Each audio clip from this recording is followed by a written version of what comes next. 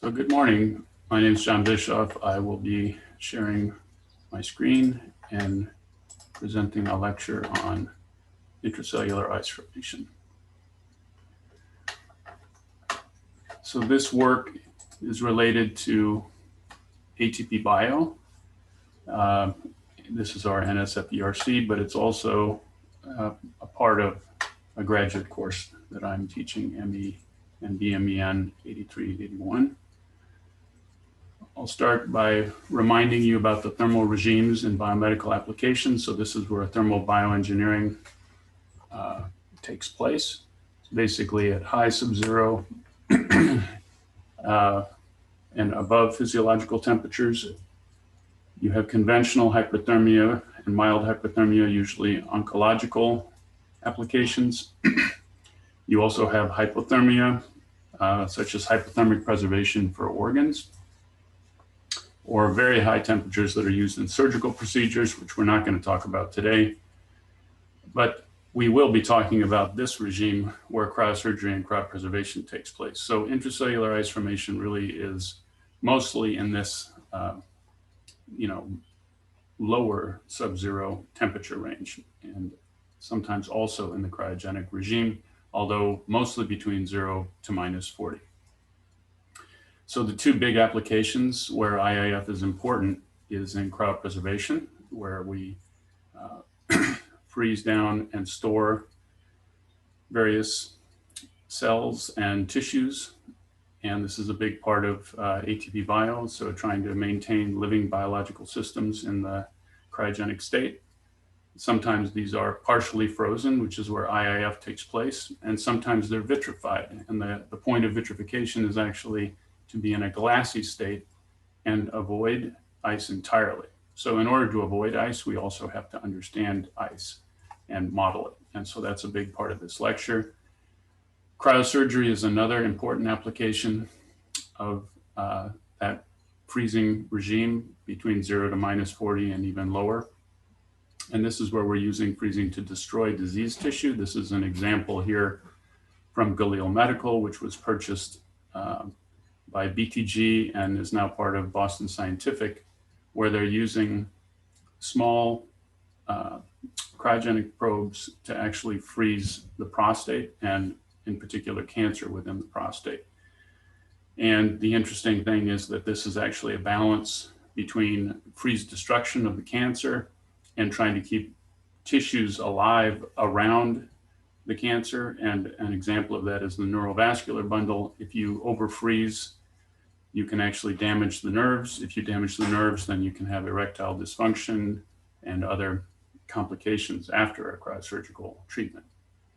So these are two examples where you're using cryopreservation to keep things in the living state and essentially suspended animation, and then cryosurgery where you're trying to actually destroy diseased tissue, but you don't want to destroy the surrounding normal tissue that is performing important function in the body. So what happens during freezing? This is just a very simple example of what's happening with cells, and we're going to spend most of the lecture talking about cells and solutions and simple systems. You would basically lower the temperature below the liquidus or the melt temperature of water, or saline in this case. So this would be below -0.52 degrees Celsius. At some point, you're going to go low enough that you're going to nucleate and grow ice, and that'll typically happen in the larger volumetric space outside the cell first, not in the cell to begin with. And then you have sort of these two different biophysical responses. If you're going slow enough on the right, the water from the cell will actually, on the left, if you're going slow enough, then the water from the cell will actually be drawn out. And that is what I delivered in a water transport or dehydration lecture. If you go fast, some of the water that's trapped, it will be trapped inside the cell. It'll supercool, and you can have nucleation and crystal growth. And that's what we call intracellular ice formation. That's really going to be the topic of our discussion today. But you should keep in mind that it's really a balance between these two things. In most cases, we're balancing between cellular dehydration on the left at slower rates versus intracellular ice formation at faster rates on the right. So it's neither, it may not be just one or the other. It may be a mix of these two in reality. So this leads to this concept that's been around in cryobiology for a very long time. This is called the inverted U curve. And you're really balancing mass transfer, dehydration, water leaving the cell on the left for slow cooling. And then on the right, you have this intracellular ice formation, which generally is lethal in cells. We're going to talk about some exceptions to that, but in general, it has been seen as a lethal event. And then somewhere in between, you have a small amount of intracellular ice formation, maybe just a couple of % of the amount of water in the cell, but you're not maximally dehydrated. So if you dehydrate too much, you're going to have what we call solution effects injury, where there's a lot of salts that are concentrated within the cell and can damage organelles and proteins and other parts of the cell. If you go too fast, you get intracellular ice formation. But if you're in the sweet spot in between, with just enough water to keep everything hydrated, but not enough water to create these large crystals that can break up things inside the cell and destroy the membrane itself of the cell, then you have maximum survival. And so Peter Mazer published many wonderful papers on this topic in 1984. This is from his upper right. This is from his American Journal of Physiology review on the subject. And what you can see here is the survival on the y-axis versus cooling velocity on the x. And the cooling velocity on the x-axis is in log format. And so you can see that there are 4 different types of cells, and their inverted U curves are quite different. And this is just an example of the fact that the membrane properties, the size of the cells, and their ability to form intracellular ice or to dehydrate are going to be cell type dependent. One other important point is that if you go fast enough, your survival can begin to come back up because the size of the ice crystals go down, and you can essentially achieve a vitrified state, or let's call it a practically vitrified state, which is more like a glass than a crystal. And we'll get into that in a separate lecture, but it's just something to be aware of, especially in ultra rapid freezing.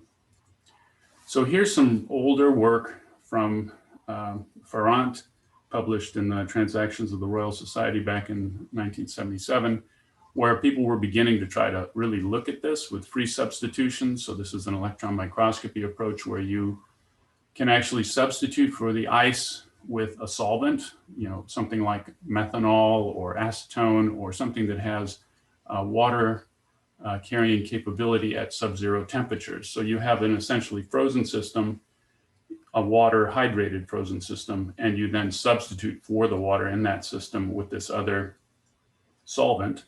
And then as you get up in temperature, you can then substitute for the solvent with, usually it's a polymer that you can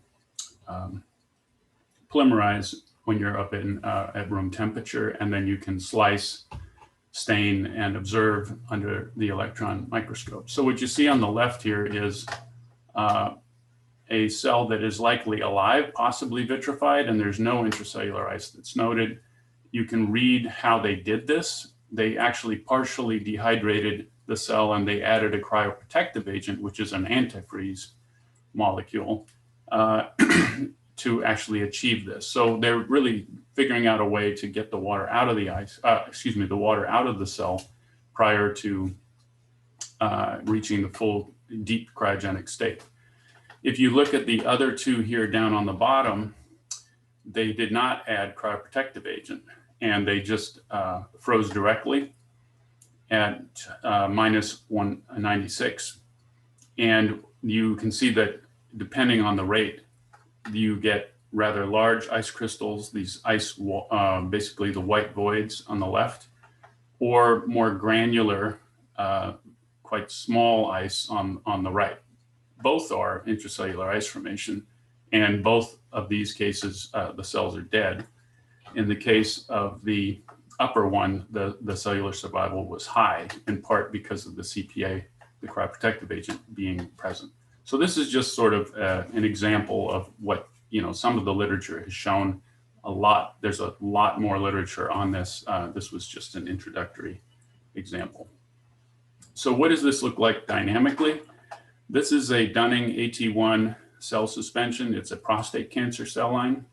And for some reason that did not work. I'm trying to make there we go. So the darkening event that you see is related to scattering of light after a crystal is formed inside the cell. So those darkening events are intracellular ice formation. This is a smooth muscle cell monolayer. So these are actually attached cells, not in suspension like the Dunning lines. And you can see also the darkening event. It's a little bit harder to see. This was a faster rate of freezing, and there was a little more water in the system.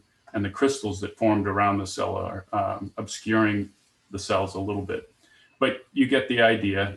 This darkening event is what we actually use to understand the temperature and the time at which intracellular ice formation occurred in a cell system. So how do we study this and how do we model it as engineers? Nucleation and crystallization have been studied in condensed systems for a very, very long time. It turns out that condensed systems are not as well understood as gas systems, but probably the classic work was done by Turnbull and Fisher. There's a lot of derivative work that uses basically the same concepts around free energy guiding this nucleation rate. The liquidus temperature you see here, TL, is basically the melt of your system. So if it's a physiological system, it's like minus 0.5 degrees Celsius roughly. And you can see as you drop your temperature, that nucleation rate slowly rises and then drops. And that is actually, that rate occurs at a much lower temperature than the crystal growth rate. So the crystal growth rate close to the liquidus temperature is actually quite fast. And so if you have one nucleus, that one nucleus can drive a tremendous amount of crystal growth. And that's going to come up again when we talk about how we're going to model this inside of a single cell. So the free energy of nucleation is really a balancing act between surface forces. And this is basically how easy is it for a molecule to jump from the liquid to the solid phase versus volumetric forces, which is like thermodynamically, are you more likely, do you want to be in the frozen versus liquid state? And of course, at some point, the volumetric is going to beat the surface, and you will be able to get over this energy hump, and you will not just have an embryo, cluster, or nucleus, but then you will turn from a nucleus into a crystal. So that happens after you reach some critical size. And you can see that homogeneous and heterogeneous nucleation have a different energy barrier. So the heterogeneous is lower, so it's easier to do versus the homogeneous. And this is certainly the case. We see heterogeneous typically is -5 to -20 degrees Celsius. Homogeneous is closer to -40, which is the homogeneous nucleation temperature of pure water. I just threw this in, Chemical Society reviews. There's a lot of people that are looking at ways to play with the pre-exponential term for nucleation as well as the free energy term to manipulate nucleation. And this can play lots of roles in terms of many other important applications, not just cryobiology. So this is the mechanistic model that most folks use or have been using. This is from Mehmet Toner. This was actually a big part of his PhD thesis at MIT when he was working with Ernest Cravallo. Ernie was one of the giants of the field of cryobiology. He really kind of started engineering in cryobiology in some ways, and many of the students that came out of his lab have been the leaders in engineering cryobiology, including, of course, Mehmet. So this this paper is really transformative and has been the guiding model that people have used. And it really focuses on the two types of nucleation that I mentioned. There's a surface catalyzed nucleation, which is really like a heterogeneous nucleation that appears, his hypothesis is that it's membrane. It's at the membrane where this is occurring, and that the membrane somehow through mechanical, chemical, thermal, electrical, or ionic forces is able to structure the ice on the membrane so that it can grow into the cell. There are more data on this that has been evolving over time, and I'll hit some of those and give you some other examples in a moment. But this basic structure of equation 32 here, this is still essentially the same concept as was presented by Turnbull.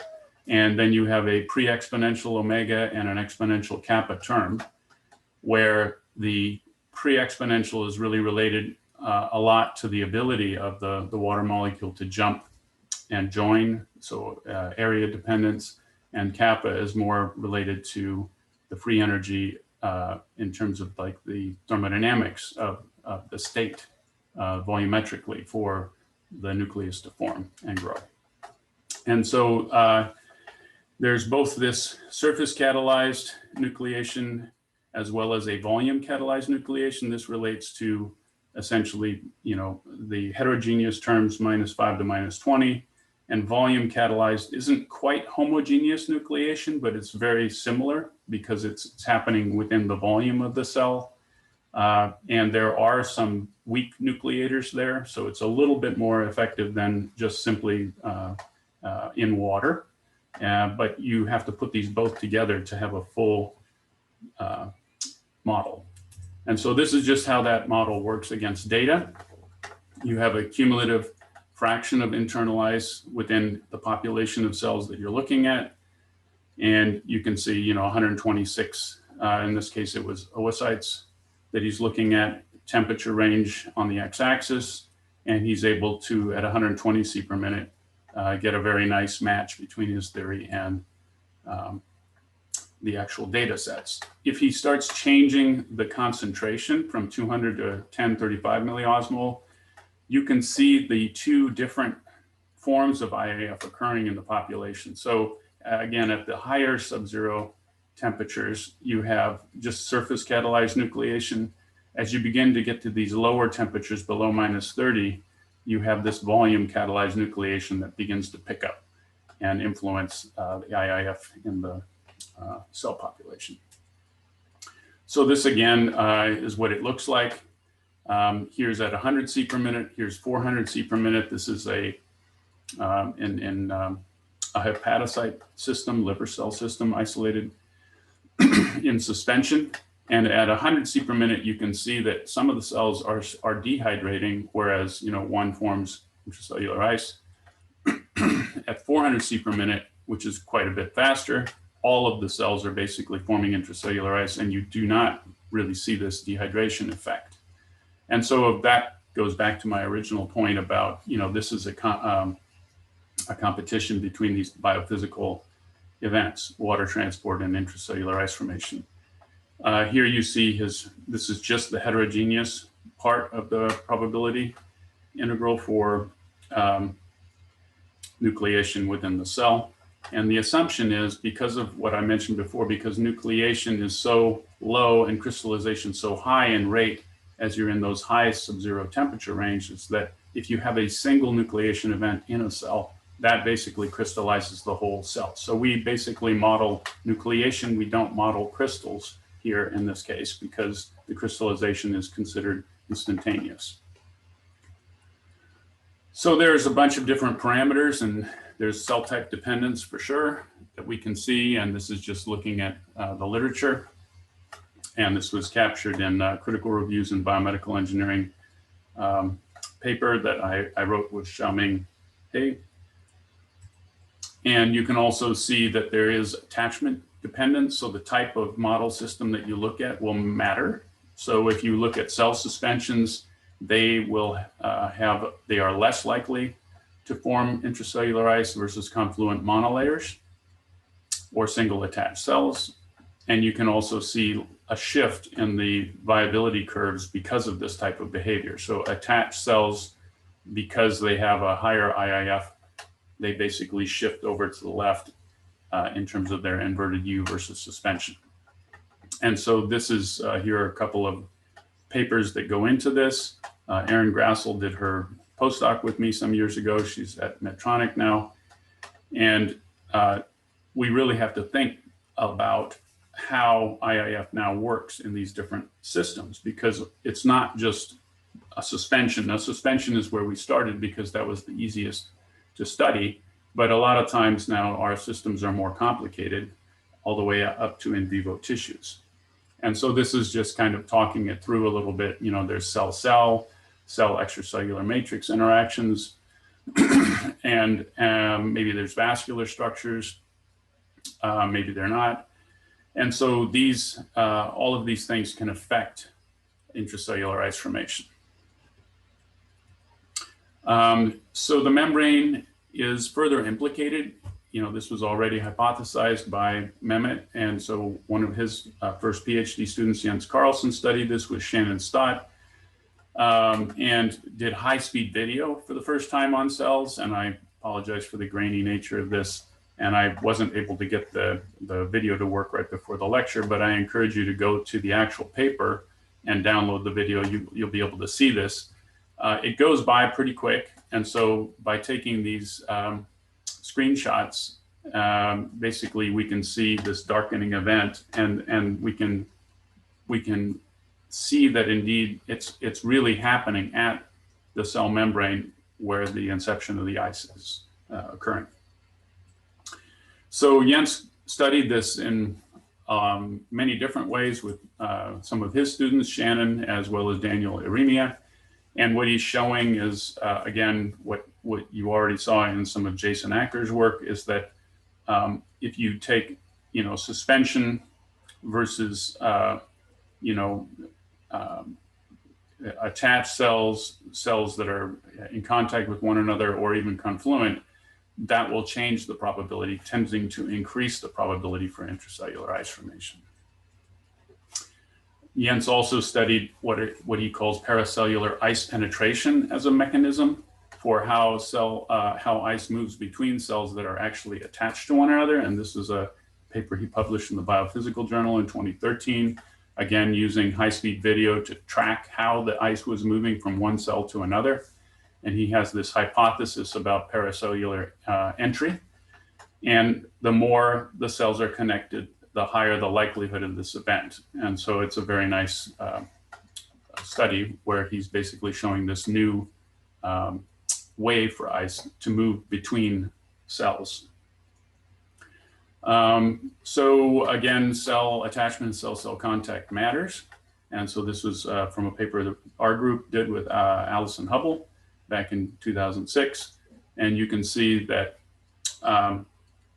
if you are in essentially a monolayer or in collagen or in fibrin extracellular matrix, you get different intracellular ice formation behavior. And so that's kind of summarized over here on the right. The suspension is the lowest, collagen the next, and fibrin the fastest in terms of IIF entry into the cell. And we can capture that with the model in terms of the increase in the parameters that we fit to this. There's more work that Jason Acker's done in this area with monolayers, changing the, putting low calcium in the medium versus monolayers that are more cell-cell contact. And interestingly, he's also really been the one to show quite clearly that intracellular ice formation is not always lethal. So if you have monolayers where the cells are isolated from one another, then typically IIF will be lethal. But if you put the cells together and you're doing this at a relatively high sub-zero temperatures, the IIF is not always lethal. So very important distinction to make. And finally, if you add cryoprotective agent, which is, as I mentioned at the beginning, what we really need to do if we're going to preserve these cell systems for cryopreservation, not just study them and understand them for a destructive purpose like cryosurgery, you can see that in this case, 2 molar cryoprotective agent, dimethyl sulfoxide, will shift the intracellular ice formation to lower temperatures.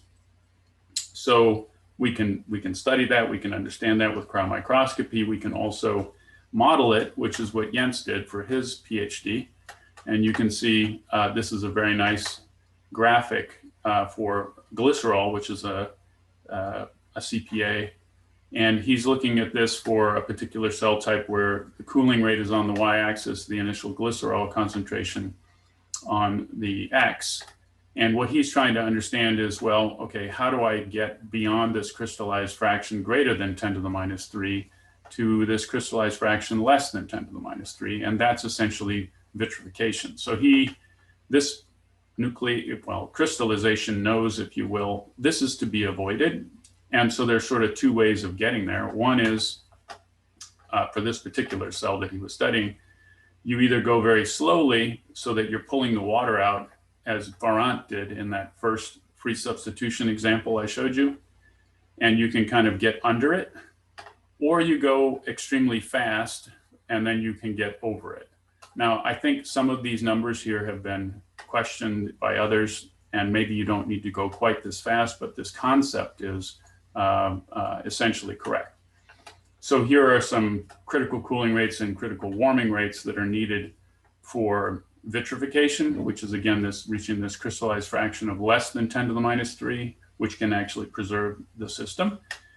And this was published in Cryo Letters last year. This will be the topic of another lecture where we talk specifically about vitrification, how to reach a glassy state without crystals for preservation of biological systems. So one last concept before we end, and that is, what happens when you're in a tissue? Some of these questions about being in a monolayer and a confluent monolayer are certainly related to that, but it becomes even more complicated. So a pancreatic islet is something between a cell aggregate and a tissue. There is some cell-cell interaction, cell extracellular matrix interactions. And you can see here that Ken Diller and others have studied this with cryomicroscopy. To date, most of the modeling that I've seen, and also data, experimental data, treats this essentially as the aggregate of the islet is treated almost like a single cell. And so I think there's an opportunity to do more with that. And then, of course, if you go to full tissue, you can study how ice enters at different rates into the tissue, and you can study intracellular ice formation by free substitution. This is something my first master's student, Ram Pazhayanar, studied.